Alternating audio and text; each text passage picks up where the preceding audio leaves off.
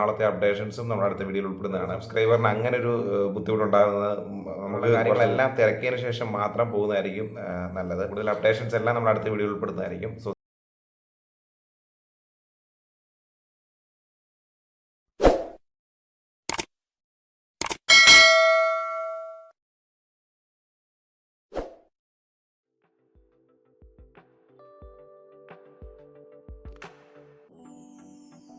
നമ്മളോട് കുറേ പേര് കുറേ ഡൗട്ട്സ് ചോദിച്ചിട്ടുണ്ടായിരുന്നു. അതിനുള്ളൊരു ആൻസേഴ്സാണ് നമ്മൾ ആദ്യത്തെ സെക്ഷനായിട്ട് നമ്മളിവിടെ പറയുന്നത്.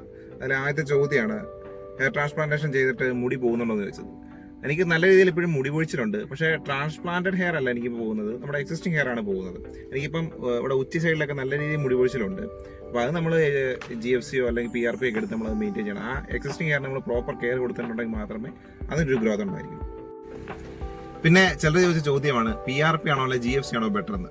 നമുക്കറിയാം PRP ഒക്കെ കുറച്ചുകൂടെ അഡ്വാൻസ്ഡ് ആണ് GFC എന്ന് പറയുന്നത്. GFCക്കകത്ത് കുറച്ചുകൂടെ ഒരു ഗ്രോത്ത് കണ്ടൻസ് ഒക്കെ ഉണ്ട്. അപ്പം GFC ആണ് കുറച്ചുകൂടെ ബെറ്റർ. ഇപ്പം അതിനെക്കുറിച്ച് ആധികാരികമായിട്ട് നിങ്ങൾക്ക് അറിയണമെന്നുണ്ടെങ്കിൽ ജസ്റ്റ് യൂട്യൂബിൽ നോക്കിയാൽ മതി, അതിനുള്ള വ്യത്യാസം എന്താണെന്ന് നോക്കിയാൽ മതി, നിങ്ങൾക്ക് അറിയാൻ പറ്റും. പക്ഷെ നമ്മുടെ ഒരു കാര്യം പറയുകയാണെങ്കിൽ GFC ആണ് ബെറ്റർ. പിന്നെ പലർക്കുള്ള ഒരു പ്രധാന പേടിയാണ് കോയമ്പത്തൂർ പോയി ഹെയർ ട്രാൻസ്പ്ലാന്റേഷൻ ചെയ്യുന്നത് ഒരു സേഫ് ആണോ എന്ന്, അതിലെന്തെങ്കിലും ഇതുണ്ടോ, ഡേഞ്ചർ ആയിട്ടുള്ളതോ ഉണ്ടോ എന്ന്. ഞാൻ അവിടെ ചെയ്തൊരു വ്യക്തി എന്ന നിലയിൽ ഞാൻ പറയുകയാണ്, അവിടെ നമുക്ക് 100% സേഫായിട്ട് പോയി ചെയ്തിട്ട് വരാൻ കഴിയും. കാരണം കഴിഞ്ഞ ദിവസം പാലക്കാട് നിന്ന് നമ്മളൊരാൾ കോൺടാക്ട് ചെയ്യുണ്ടായി. അദ്ദേഹത്തിന് കോയമ്പത്തൂർ വളരെ അടുത്താണ്, എങ്കിലും അവിടെ പോയി ചെയ്യാൻ ഒരു പേടി. ഒരു എറണാകുളത്തെ ഡീറ്റെയിൽസ് ആണ് അദ്ദേഹം കൂടുതലും ചോദിച്ചത്. അപ്പം കാരണം ഇപ്പോൾ ഫിനാൻഷ്യൽ സൈഡ് നോക്കുവാണെങ്കിലും അല്ലാതെ റിസൾട്ട് വൈസ് നോക്കുവാണെങ്കിലും നമുക്ക് നല്ലൊരു റിസൾട്ടാണ് കോയമ്പത്തൂരിൽ നിന്ന് ഇതുവരെ കിട്ടിയിട്ടുള്ളത്. ഇപ്പം എന്നെ കോൺടാക്ട് ചെയ്ത അദ്ദേഹത്തിന് നല്ലൊരു ഡോണർ സൈഡും കൂടിയാണ്. എന്നിട്ടും അദ്ദേഹത്തിന് കോയമ്പത്തൂരിലേക്ക് പോകാൻ എന്തോ ഒരു ബുദ്ധിമുട്ട്. അപ്പം അവിടെ ചെയ്ത ഒരു വ്യക്തി എന്ന നിലയിൽ എൻ്റെ എക്സ്പീരിയൻസ് പറയുകയാണ്, നമുക്ക് 100% ധൈര്യത്തോടെ പോയി ചെയ്യാൻ കഴിയും, സേഫാണ്. പിന്നെ ഒരു സബ്സ്ക്രൈബർ ചോദിച്ചൊരു ചോദ്യമാണ് ഈ പുകവലി മദ്യപാനമൊക്കെ നമ്മൾ ഹെയർ ട്രാൻസ്പ്ലാന്റേഷന് ശേഷം എത്രത്തോളം ഒഴിവാക്കണമെന്നുള്ളത്.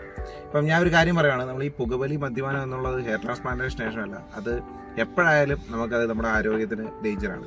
ഇപ്പം മുടി പൊഴിച്ചിട്ട് ഉള്ള ഒരു വ്യക്തിയെ സംബന്ധിച്ചിടത്തോളം അതിനെ അഫക്റ്റ് ചെയ്യുന്ന രീതിയിലുള്ള എല്ലാ കാര്യങ്ങളും എത്രത്തോളം ഒഴിവാക്കാൻ പറ്റുമോ അത് ഒഴിവാക്കുന്നതാണ് ഏറ്റവും ബെസ്റ്റ്.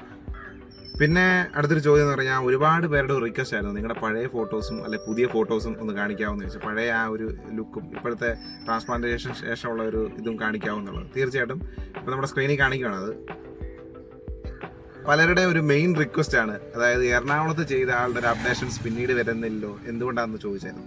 അതായത് എറണാകുളത്തെ ആൾ ഇപ്പോൾ സ്ഥലത്തില്ലാത്തതുകൊണ്ടാണ് നമുക്ക് അദ്ദേഹത്തിൻ്റെ അപ്ഡേഷൻ ഒന്നും നിങ്ങളിലേക്ക് കാണിക്കാൻ കഴിയാത്തത്. എന്തായാലും നമുക്ക് ആ ഫോട്ടോ ത്രൂ ഇപ്പോൾ ഞങ്ങളെ അപ്ഡേഷൻ നിങ്ങളിലേക്ക് കാണിക്കുകയാണ്. അതിനുശേഷം അദ്ദേഹം വന്നതിന് ശേഷം തീർച്ചയായിട്ടും ആ ഒരു റിസൾട്ട് അദ്ദേഹത്തിൻ്റെ എക്സ്പീരിയൻസും നിങ്ങളുടെ മുമ്പിലേക്ക് അദ്ദേഹം തന്നെ ഷെയർ ചെയ്യുന്നതായിരിക്കും.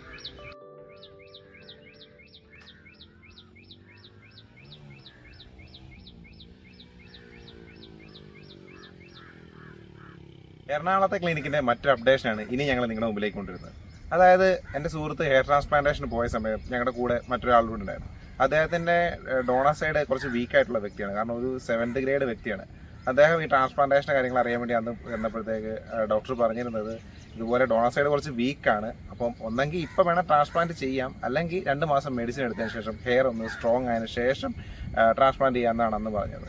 ആ പ്രകാരം 2 മാസം അദ്ദേഹം മെഡിസിൻ എടുത്തു. അതിനുശേഷം ഈ കഴിഞ്ഞ ദിവസം അദ്ദേഹം ട്രാൻസ്പ്ലാന്റേഷന് പോയപ്പോഴാണ് അവിടുത്തെ പുതിയൊരു അപ്ഡേഷൻ്റെ കാര്യം പറഞ്ഞത്. അതായത് നമ്മളെ ട്രാൻസ്പ്ലാന്റേഷനായിട്ട് തിയേറ്ററിൽ കയറ്റിയതിന് ശേഷം അവരൊരു ടെസ്റ്റ് ചെയ്യും, ഒരു ക്വാളിറ്റി ചെക്ക് ചെയ്യും. ആ ക്വാളിറ്റി ചെക്ക് ചെയ്തിട്ട് ഡോണർ സൈഡ് വീക്കാണെന്നുണ്ടെങ്കിൽ അവരുടെ ഒരു റെസ്പോൺസിബിലിറ്റി അല്ല, നമ്മുടെ കൺസെൻറ്റിൽ, നമ്മുടെ പൂർണ്ണ റെസ്പോൺസിബിലിറ്റിയിൽ വേണമെങ്കിൽ നമുക്ക് ഒന്നെങ്കിൽ ചെയ്യാം, അല്ലാന്നുണ്ടെങ്കിൽ നമ്മൾ ആ തിയേറ്റർ ചാർജ് ആയിട്ടുള്ള ഒരു 10,000 രൂപ മുടക്കിയിട്ട് നമ്മൾ തിരിച്ചിറങ്ങി പോകണം. ഇത് എല്ലാവരുടെയും കാര്യമല്ല, അതായത് ഡോണർ സൈഡ് വീക്കായിട്ടുള്ളവരുടെ കാര്യം മാത്രമാണ് ഇപ്പോൾ ഈ പറയുന്നത്, ഈ ക്വാളിറ്റി ചെക്ക് നടത്തുന്നത്.